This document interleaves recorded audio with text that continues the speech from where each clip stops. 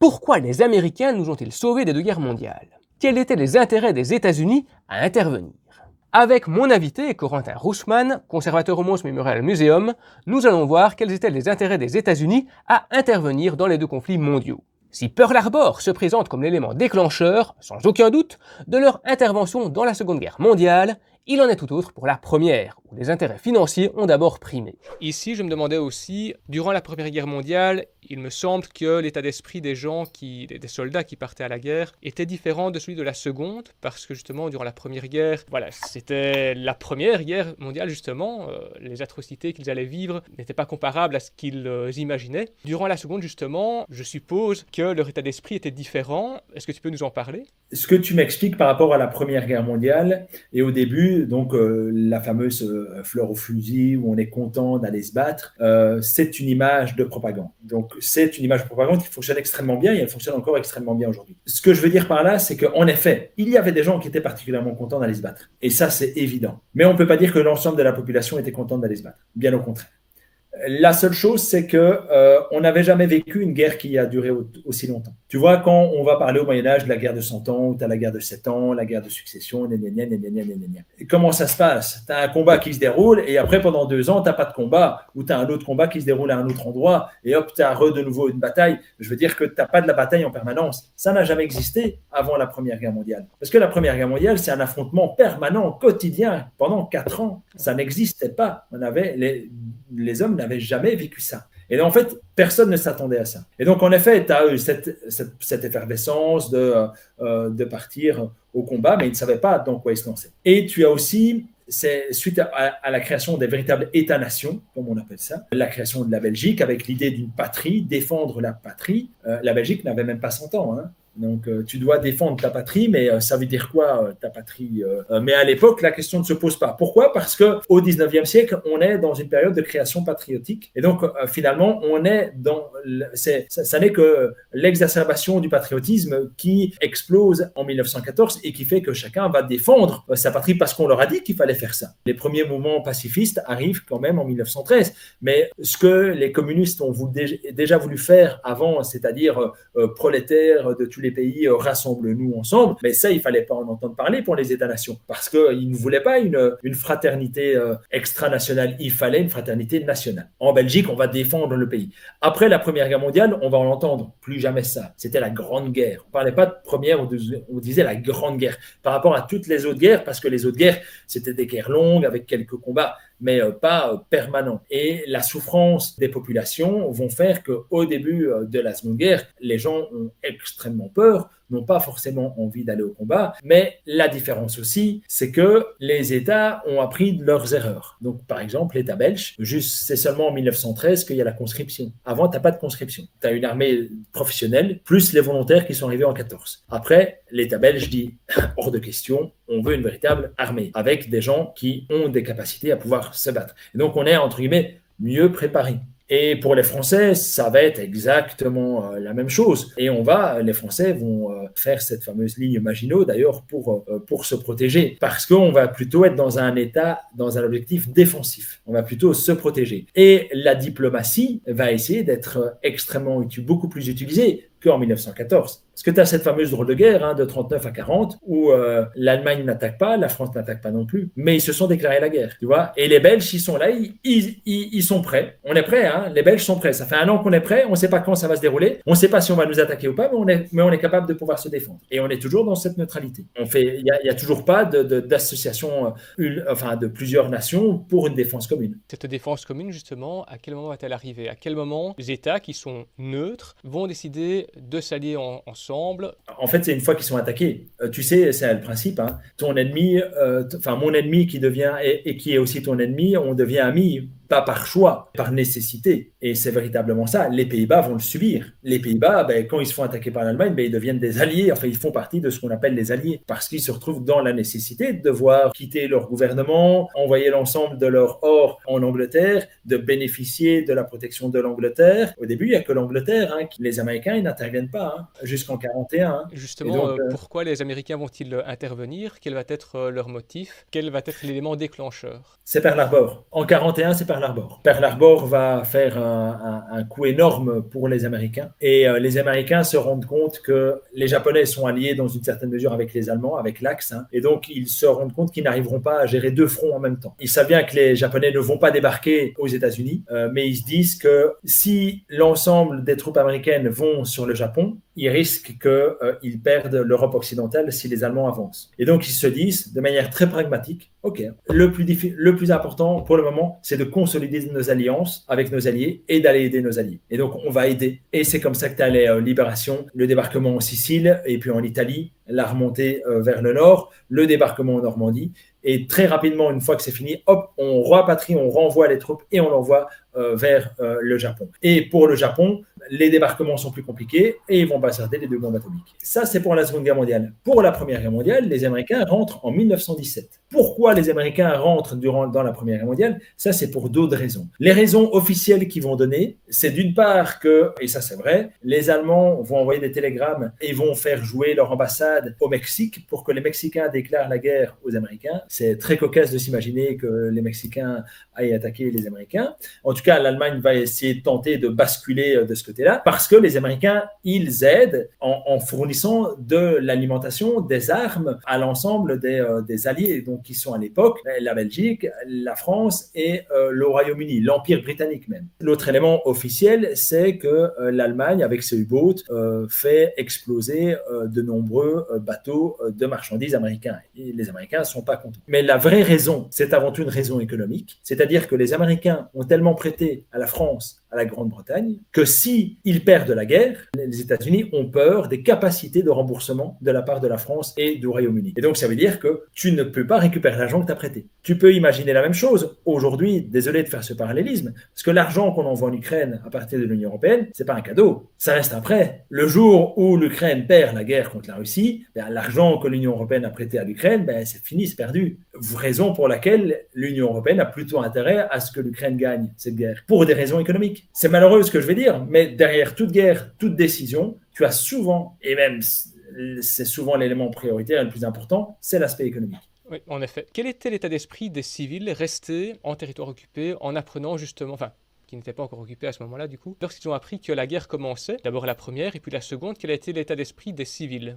L'état d'esprit des civils, c'est fuir, surtout au début de la seconde. Et au début de la première, avec les exactions qu'ils entendent, qu'ils sont diffusées, ils ont véritablement très peur. Ils s'enfuient. Moi, je vais te donner l'exemple de mon arrière-grand-père qui habitait le nord de la France et qui, lui, dit à sa femme et à sa fille, donc on est en 1914, de partir. Partez, allez dans le sud chez des amis et ils vont aller à Nice. Et mon arrière-grand-père, lui, il habite le nord de la France, c'est vraiment la frontière de la Belgique, et lui va rester là. Pas pendant toute la guerre parce qu'il va s'en aller, il va réussir à repasser de l'autre côté, mais il est là parce qu'il dit, moi, en tant qu'homme, je vais protéger nos biens, toi, tu vas te protéger pour ne pas te retrouver dans les affres de la guerre. Durant les débuts de la Première Guerre mondiale, tout le monde pensait que la guerre serait finie après 3-4 mois, que tout le monde serait rentré à Noël. Et donc, finalement, tu te dis, allez, quelques mois à passer, difficile, je vais essayer de me protéger. Mais au début de la seconde, tu te dis, oh, les Allemands nous ont eu pendant 4 ans, une fois,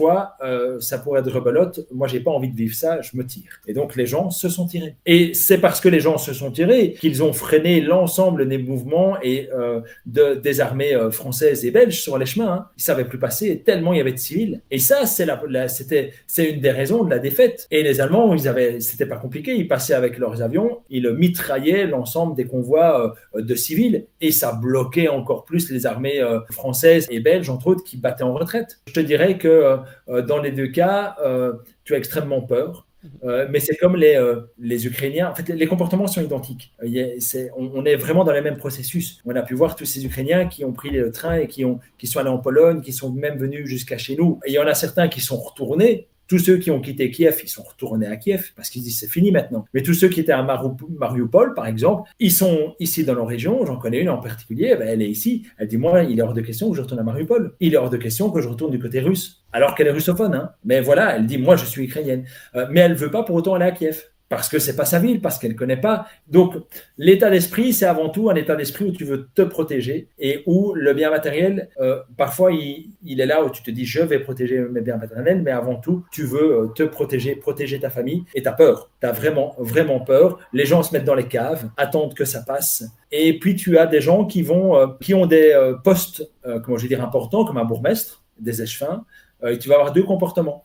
Durant la Première Guerre mondiale, le bourgmestre de Mons, il va rester à son poste et il va attendre l'arrivée des Allemands. Il est à l'hôtel de ville lorsque les Allemands arrivent. Et c'était comme un principe historique. Une fois qu'une armée étrangère arrive dans ta ville, tu lui donnes les clés de la ville. Et il accueille cette armée étrangère. Il se dit, c'est toujours moi le responsable de la ville administrative. Hein. Et ça va le rester durant la Première Guerre mondiale. Durant la Seconde Guerre mondiale, le bourgmestre de Mons-Mestrio, il se tire. Il s'enfuit. Et c'est un échevin qui va faire office de bourgmestre. Et c'est cet échevin qui va prendre le titre de bourgmestre. Et puis, les Allemands vont considérer qu'ils ne collaborent pas assez bien. Et ils vont mettre un bourgmestre dit rexiste, Lucien Denis, qui va, pendant le reste du temps, occuper Mons. Et au moment de la libération, va être le premier à décarpir et qu'on ne va jamais retrouver. D'accord. Et alors, du côté des Allemands, cette fois-ci, civils, qui n'ont pas nécessairement participé à la guerre en tant que soldats, vraiment les civils purs. Donc, dans les territoires où des camps ont été construits, que ce soit donc d'un côté ou de l'autre de la barrière, est-ce que les personnes qui habitaient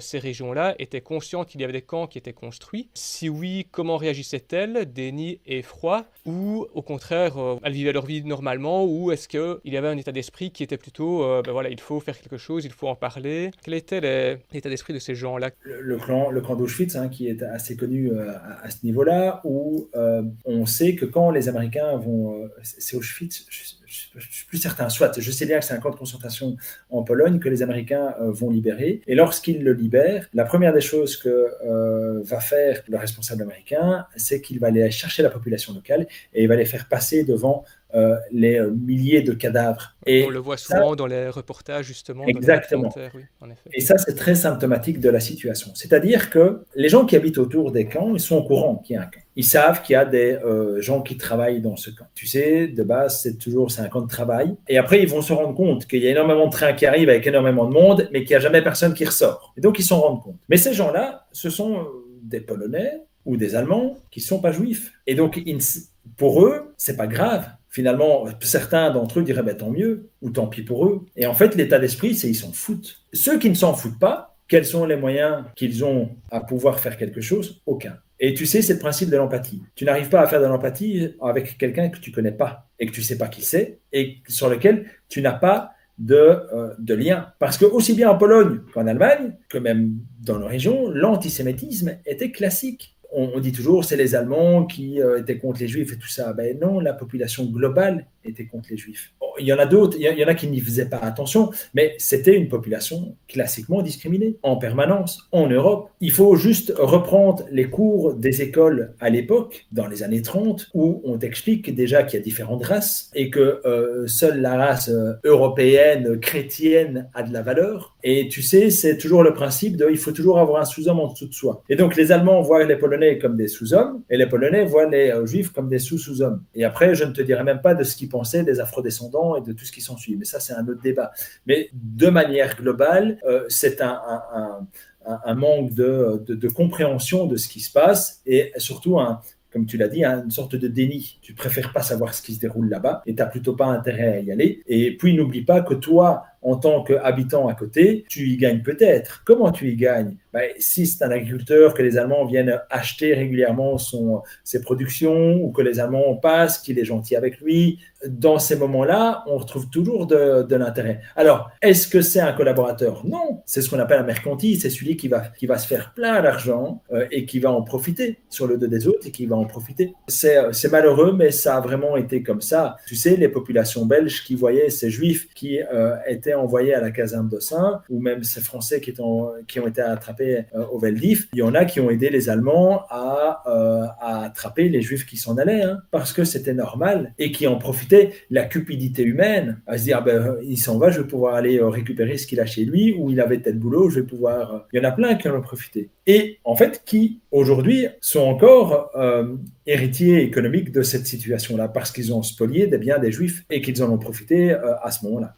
Ici, j'ai donc RG Superfan qui dit qu'elle ne se souvient pas de la raison de l'entrée en guerre des États-Unis durant la Première Guerre mondiale. Est-ce que tu peux nous le rappeler, s'il te plaît? Donc, la raison véritablement, c'est le Mexique enfin les Allemands qui poussent le Mexique à vouloir déclarer la guerre aux États-Unis, et tu as de nombreux U-boats, donc des sous-marins allemands qui vont torpiller de nombreux bateaux de biens provenant des États-Unis ou même du Canada vers l'Europe. Et ça, c'était la raison officielle, mais la raison officieuse, c'est que on a tellement prêté, enfin les Américains ont tellement prêté à la France et à l'Empire britannique que s'ils veulent récupérer leur argent, ils ont plutôt intérêt à ce que eux gagnent la guerre aussi. C'est évident. Alors, on a toujours l'image de ces soldats américains qui arrivent en 1917 et c'est grâce à eux qu'il va y avoir ce changement, que le front va reprendre et que les Alliés vont gagner. Oui, en effet, ça va être une image que l'on va diffuser, mais c'est pas eux qui vont faire le plus gros du travail. Ça va plutôt être une motivation complémentaire,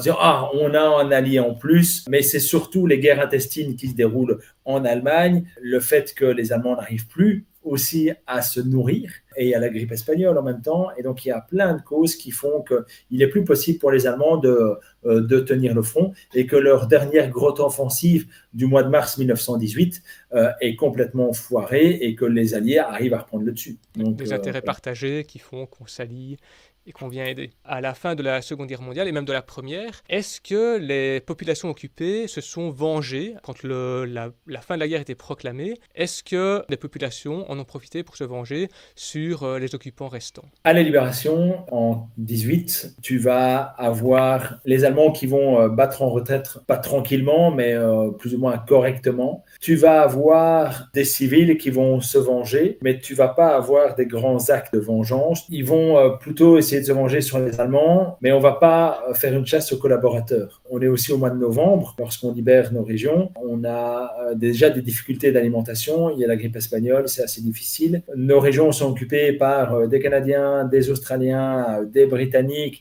et par l'armée belge qui libère Gand. Eh bien, on est toujours dans un système de réquisition jusqu'à l'été 1919. Tu passes d'une armée ennemie à une armée alliée, mais qui impose parfois aussi les mêmes choses. Les Canadiens, quand ils sont à Mons, ils vont aussi réquisitionner des chambres, ils vont aussi réquisitionner. Mais tu es dans un autre modus operandi. Tu sais qu'ils sont là pour te protéger, ils sont là pour toi. C'est différent. Durant la Seconde Guerre, à la fin de la Seconde Guerre, à la Libération, là, c'est la débandade. Là, c'est les règlements de compte. C'est catastrophique. C'est très violent.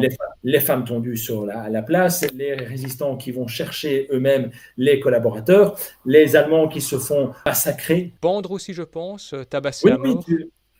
Clairement, et tu vas avoir des civils aussi, et tu vas avoir, entre guillemets, des gens sensés, excuse-moi de dire ça, des gens qui sont pour la justice et qui vont mettre de côté le sentimentalisme et dire non, il faut un jugement, on doit les juger.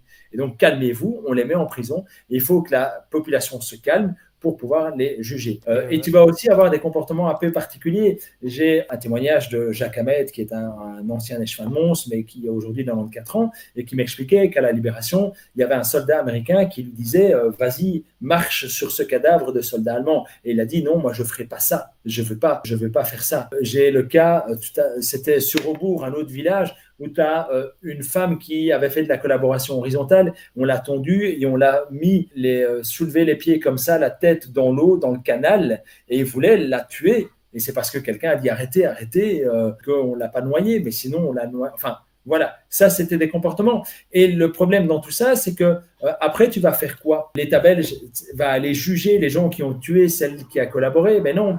Et donc c'est très compliqué. Et donc tu es dans c'est ces 3-4 jours.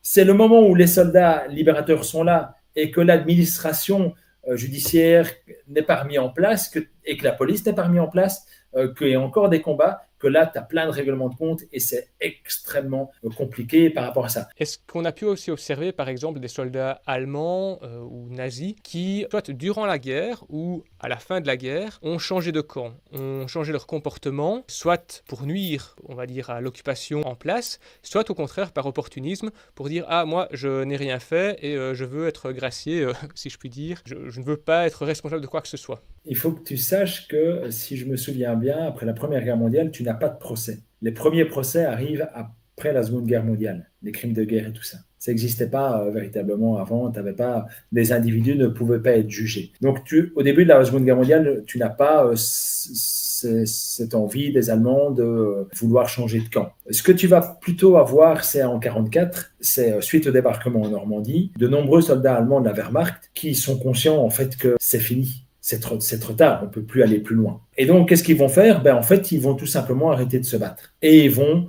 se faire arrêter et devenir prisonniers. Et ça, tu vas en avoir énormément. Et je vais te donner le cas d'une histoire qu'on m'a racontée. C'est un soldat allemand, il a 18 ans en 1944, il est tout jeune arrivé, il n'a aucun intérêt de faire la guerre, il se fait attraper dans les prisonniers de guerre, il est en Belgique. Au nord de Mons, tu vas avoir un grand camp de prisonniers allemands qui va être présent de 1945 à 1947. Et à l'intérieur, il va y avoir 50 000 soldats allemands. Ces soldats allemands, ils vont travailler dans les mines du Borinage, dans les industries et dans les fermes de la région. Ils vont travailler gratuitement pendant 2 ans, jusqu'en 1947. Et en 1947, ils vont retourner en Allemagne. Et bien là, tu vas avoir, c'est l'exemple d'un Allemand qui, lui, il avait 18 ans. Donc en 1947, il a 20 ans, 21 ans. Et en fait, il tombe amoureux. Il est amoureux de la fille du fermier, là où il va travailler, là où il doit aller travailler tous les jours. Finalement, il décide de ne pas repartir en Allemagne. Et il va décider de rester en Belgique. Et il va se marier avec elle. Il va devenir citoyen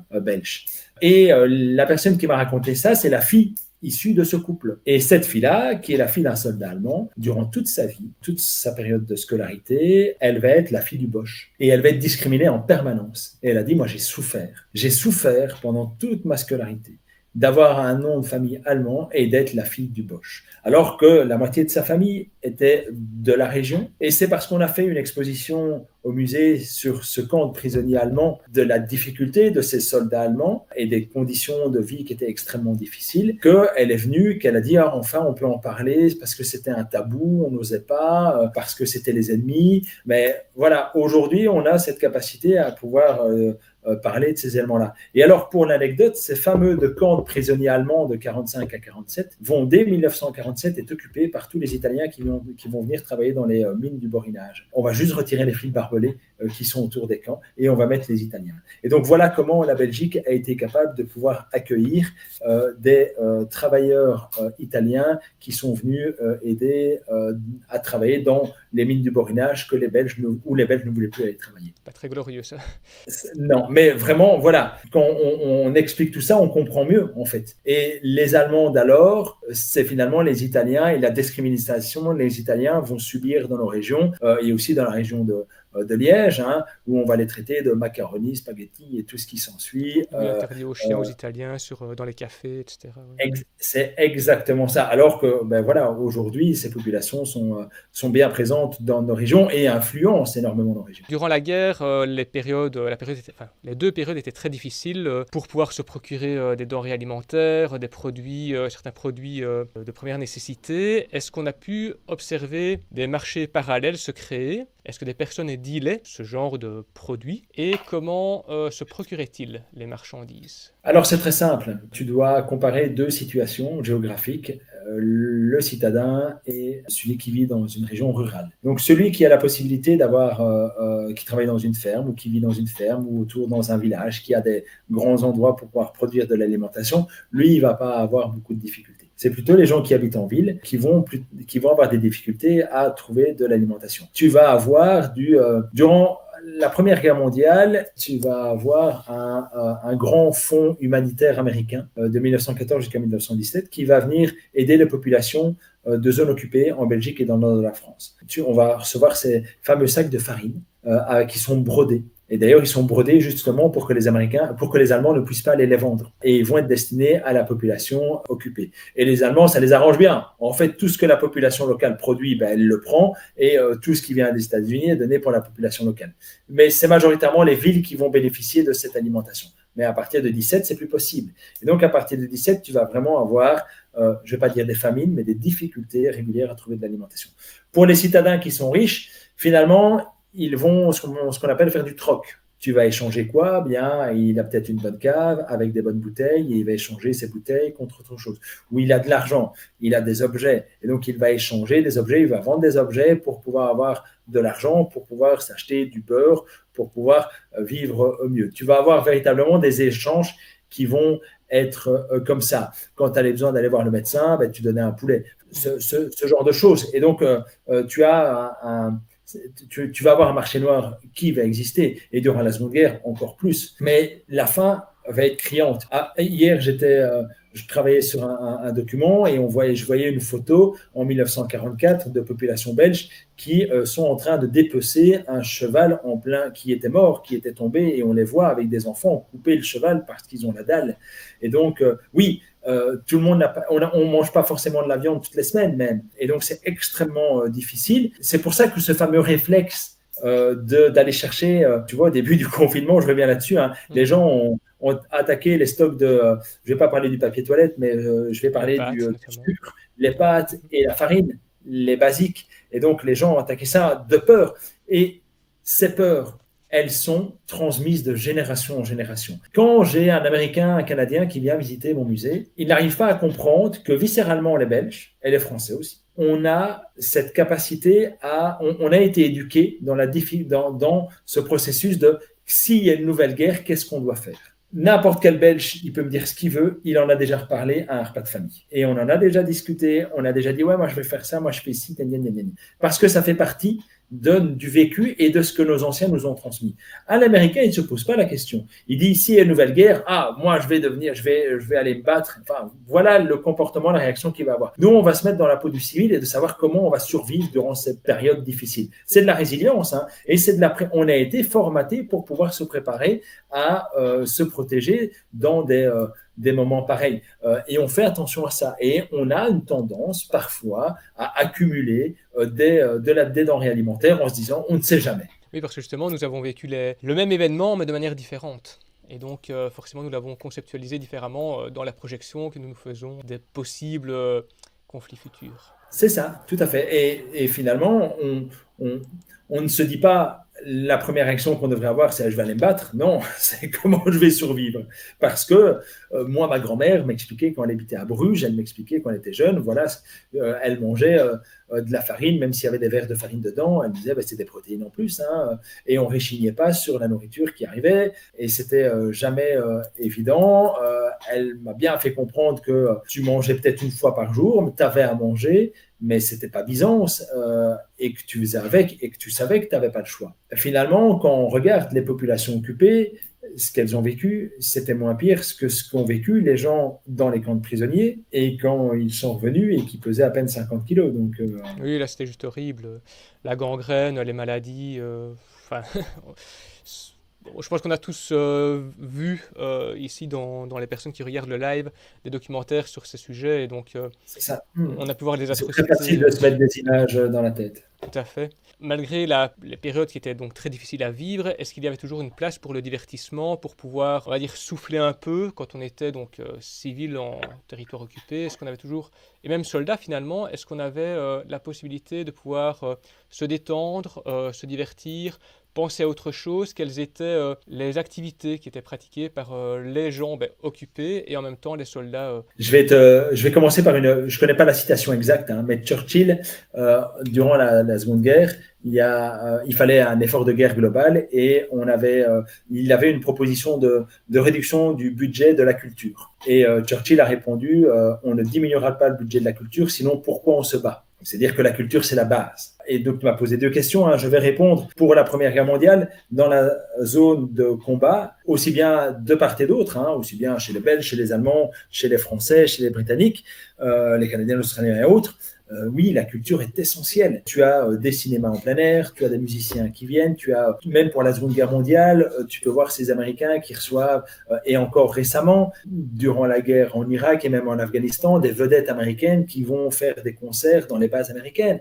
C'est extrêmement important. La culture, c'est ça qui fait tenir, c'est ça qui te permet de sortir de ton quotidien. Et l'armée belge, durant la Première Guerre mondiale, sur le front, il va y avoir beaucoup d'activités culturelles, énormément. En zone occupée, les activités culturelles, c'est différent. C'est-à-dire que ce sont les Allemands qui les organisent. Durant la Première et la Seconde Guerre mondiale, par exemple, le 21 juillet, tu ne peux pas faire ce que tu faisais d'habitude, mais par contre, tu as un grand concert sur la grande place de Mons de la part de tous les groupes allemands et qui vont jouer des musiques allemandes. Tu as la possibilité d'aller au cinéma, mais le cinéma, ce sont les films que les Allemands ont censurés et ont choisi. Avec une pointe de propagande en plus.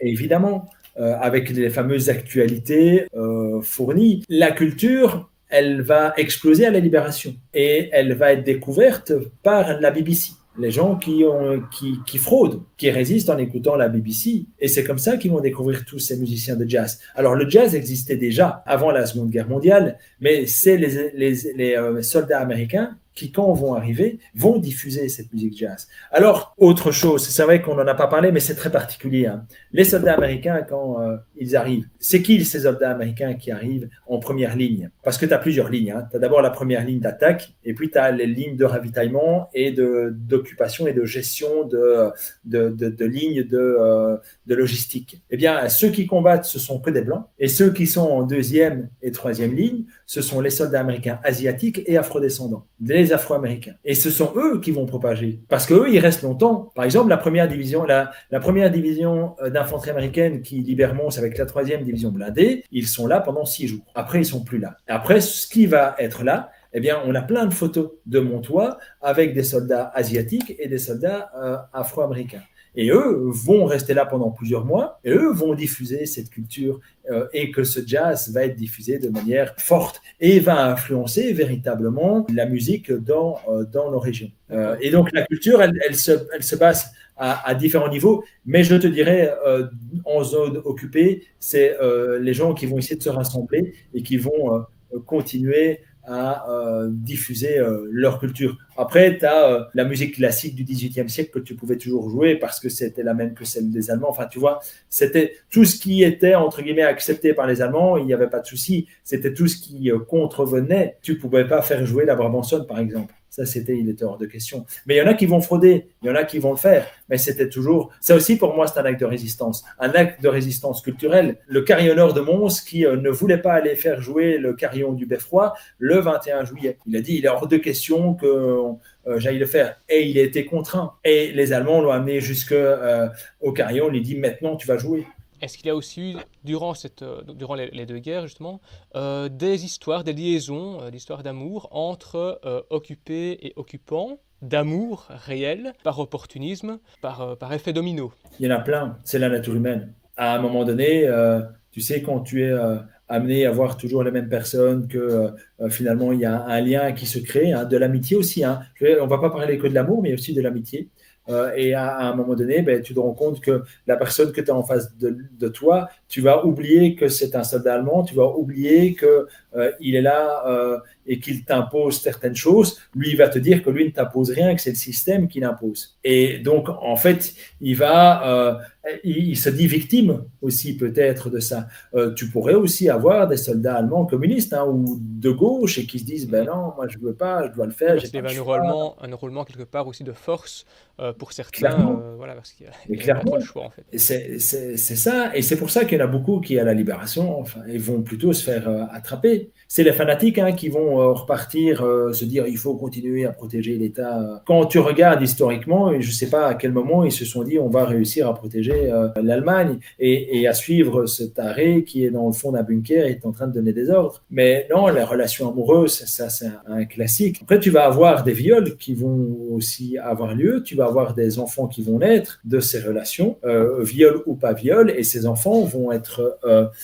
je te parlais tout à l'heure de cette fille qui est issue d'un mariage, mais après la guerre. Mais dis-toi que pendant la guerre, une femme seule célibataire qui s'est fait engrosser par un Allemand, eh bien, elle se retrouve entièrement rejetée par la population.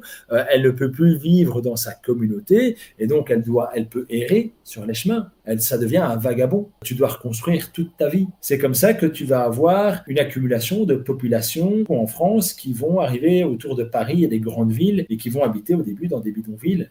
Et c'est seulement par la suite, dans la reconstruction de la Seconde Guerre mondiale, qu'ils vont trouver des logements. Et ils habitaient fort en périphérie et c'est des gens qui vont avoir souvent une vie misérable, alors qu'ils avaient une vie extraordinaire, mais victimes d'un viol. Ou alors tu vas avoir les avortements aussi, mais c'est pas légal, et donc tu vas avoir des femmes qui vont souffrir, qui vont mourir. C'est une période de vie. L'humain, les questions humaines ont été bouleversées de manière globale, et où ça ne devait pas être évident, et où ta classe sociale et ta condition humaine, homme ou femme, étaient particulièrement... Enfin, si tu es une femme, tu avais encore beaucoup moins de chance qu'un homme, quoi. Avant de clôturer, est-ce que toi tu aurais une anecdote, une histoire un peu insolite, éventuellement même comique, pour un peu terminer sur un sujet plus léger, entre guillemets, à nous partager? Anecdote, question. Non, j'ai pas beaucoup de trucs, éléments plutôt comiques. Je te donnerai plutôt des expériences que j'ai eues au musée avec j'ai dû une fois faire une visite à des jeunes Allemands de dernière année, et ils ne se rendaient pas compte de c'était quoi l'occupation. Et donc, moi, ça m'avait étonné, en fait, parce qu'ils ne se rendaient pas compte de l'oppression. Ils savaient la question des combats, ils savaient la question des Juifs, la question des camps de concentration, mais ils ne savaient pas que la population locale avait souffert. Et aussi souffrait toujours. Alors, tu vas me dire, mais on ne souffre plus aujourd'hui de l'occupation allemande. Non, mais on en a dans la mémoire. La question d'aller chercher beaucoup de nourriture, ça fait partie de nos réflexes. Et alors, tu en avais un autre. Avant de rentrer dans la partie Seconde Guerre mondiale du musée, ce qu'on a mis en évidence, c'est une paire de bottes. Et tu as le bruit des bottes. Et quand je te parle du bruit des bottes, tu as tout de suite compris de quoi je parle. Mais les jeunes Allemands, ils ne comprenaient pas. Ils ne comprenaient pas. Ils disent, mais c'est quoi? Qu'est-ce que ça représente? Ça ne veut rien dire. Et je dis, mais vous ne vous rendez pas compte? Moi, je n'ai pas besoin d'expliquer ça à un Belge, c'est quoi le bruit des bottes. Et il suffit de faire tac, tac, tac, tac, tac. Et il y a une dame qui, une fois, était dans une visite et m'a dit, quand je lui ai expliqué que c'était l'aspect mémoriel de transmission, elle me dit, vous avez entièrement raison, je me souviendrai toujours une fois, elle était née dans les années 50, hein, je courais avec mes bottes en caoutchouc dans le couloir et je suis rentré dans la cuisine, ma mère était en train de pleurer, elle paniquait et je lui ai demandé ce qu'il y avait et sa mère lui a répondu, ben, j'ai l'impression qu'il y avait un Allemand dans la maison. Et pour réussir à mettre en transe une dame comme ça, mais parce qu'elle avait vécu la guerre et qu'elle savait ce que c'était et de l'impact que ça pouvait avoir. Et donc, c'est un peu tout ça, moi, qui m'interpelle, c'est qu'on pense que la guerre est loin, que c'est quelque chose qui ne nous atteint pas, mais en fait, c'est viscéralement intégré dans notre histoire. Et je pense que c'est important de pouvoir continuer à expliquer ça pour que les gens puissent comprendre aussi. Tout à fait, le devoir de mémoire est extrêmement important pour éviter justement de reproduire les mêmes erreurs ou laisser des groupes, des groupuscules justement semer à nouveau la terreur. Oui, et alors il faut arrêter de penser aussi qu'aujourd'hui les réseaux sociaux, ça, comment je vais dire, ça exacerbe la chose. Non, déjà à l'époque c'était phénoménal, hein. La propagande dans les journaux, dans les médias, dans la communication était déjà extrêmement importante, hein. C'est juste qu'aujourd'hui, ça passe sur un téléphone et sur une tablette ou sur un ordinateur, mais avant, ça passait par les papiers. Donc, le mode d'organisation est différent, mais le processus est identique et la manière de toucher les gens est identique. Et c'est pour ça qu'il faut être particulièrement attentif à ça. Idem pour les fake news. Les fake news, ça a toujours existé. C'est pas demain que ça va arrêter. À nous d'être critiques et de ne pas avaler l'information directement sans se dire, tiens, qui écrit ça, comment, pourquoi? Et ça, c'est parfois on a tendance à trop vite faire confiance à quelqu'un sans jamais oser critiquer l'information qui est donnée. Et justement, par rapport aux personnes que tu as reçues au musée qui visiblement n'étaient pas au courant de la difficulté que les civils de l'époque avaient vécu à Mons, est-ce que tu as déjà reçu des gens, que ce soit au musée ou ailleurs, au musée c'est peut-être peu probable, mais ailleurs dans ton parcours, est-ce que tu as déjà eu l'occasion de rencontrer des personnes négationnistes? Non, directement, j'ai pas rencontré ça parce que c'est quelque chose d'assez consensuel en Belgique, que c'est illégal dans une certaine mesure. Par contre, j'ai déjà eu des gens qui ont minimisé les choses. Comment t'expliquer? Ils savent ce que je fais, ils savent ce que je pense, et souvent les gens n'osent pas venir sur des sujets sensibles comme ça avec moi parce qu'ils savent comment je vais réagir. Ici, donc le Mons Memorial Museum fait partie de Libération Route Europe qui rassemble tous les sites libérés de la Seconde Guerre mondiale. C'est européen. Et il y avait un congrès en Toscane et je suis allé au congrès. Et là, on a eu un débat impressionnant entre Européens une confrontation entre deux visions sur la création. C'est pas sur la première ni la Seconde Guerre mondiale, mais tu vas comprendre, sur la création de l'Union européenne. Et là, c'était un Hongrois qui s'attaquait à une Slovène qui avait plus une vision occidentale. En fait, tu as eu deux visions, une vision orientale, une vision occidentale de la création européenne, où nous, la création européenne, elle se construit à la fin de la Seconde Guerre mondiale. Pour le Hongrois, elle ne se construit pas là. Et elle ne se construit pas contre les idéaux de l'extrême droite. Tu vois. Et quelle est justement la différence de vision entre les deux? Eux, leur vision, leur objectif, c'est avant tout un ennemi commun, les Russes. Et c'est pour ça qu'ils sont dans l'Union européenne, pour faire partie du marché unique et pour être contre les Russes, parce qu'ils sont contre les Russes. Il est hors de question pour eux de retrouver dans un système bolchevique, parce qu'ils ont subi la Russie. Mais donc, c'est pas tu vois, et c'est là où on était là, ah oui, mais nous, et donc, la manière dont on raconte la construction européenne et la manière dont on pense la construction européenne, c'est deux visions différentes. Et ils se sont presque engueulés, hein. C'était extrêmement tendu, ce débat-là. Et d'ailleurs, c'est vrai que c'était une journée mouvementée parce que par la suite, on a accueilli la petite nièce d'Himmler. Donc Himmler, le grand penseur je vois bien la solution finale. Des SS, voilà.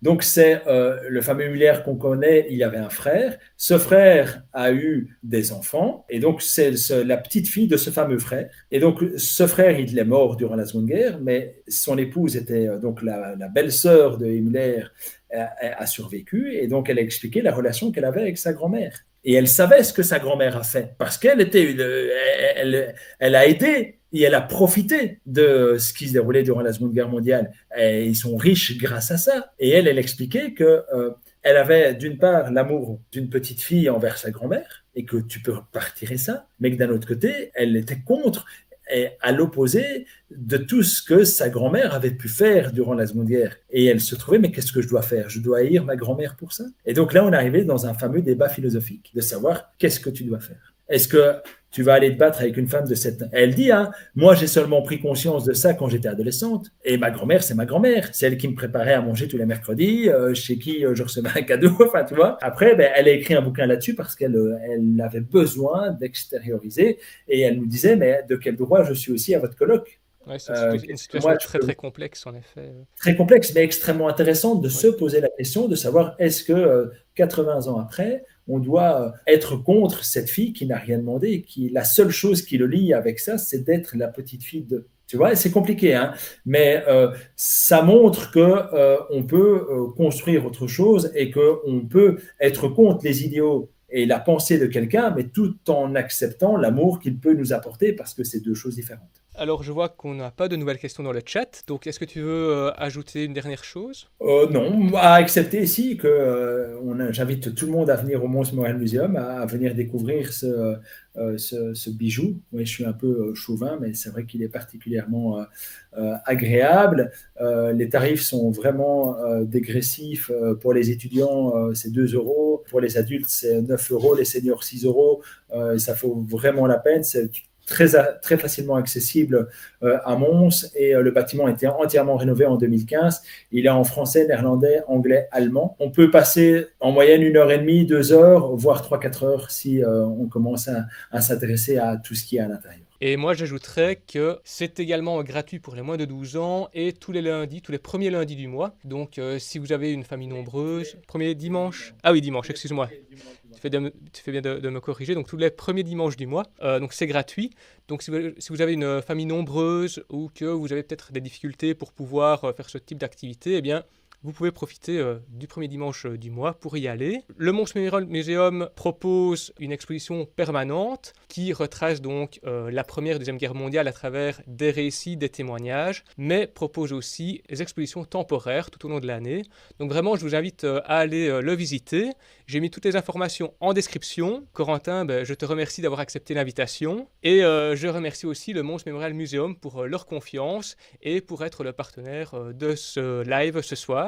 J'ajouterai également que si ce live vous a plu, vous pouvez vous abonner pour voir les prochains. Il y en aura plus ou moins un par mois. Vous pouvez aussi mettre un petit like pour montrer que montrer à YouTube que vous avez apprécié la vidéo et la partager avec d'autres personnes qui pourraient être intéressées par ce type de sujet. J'en profite aussi pour faire une petite annonce et vous dire que prochainement je sortirai un épisode sur les résistantes durant la Seconde Guerre mondiale, avec notamment la collaboration du Mons Memorial Museum aussi. Et donc je vous remercie à toutes et tous d'avoir été présents durant le live et je vous dis à bientôt. Comment la résistance recrutait-elle durant la Seconde Guerre mondiale? C'est une question à laquelle nous avons répondu juste là. Et si vous voulez regarder l'intégralité du live, il est disponible juste ici. Je remercie Corentin Roussman et le Mons Memorial Museum pour leur confiance.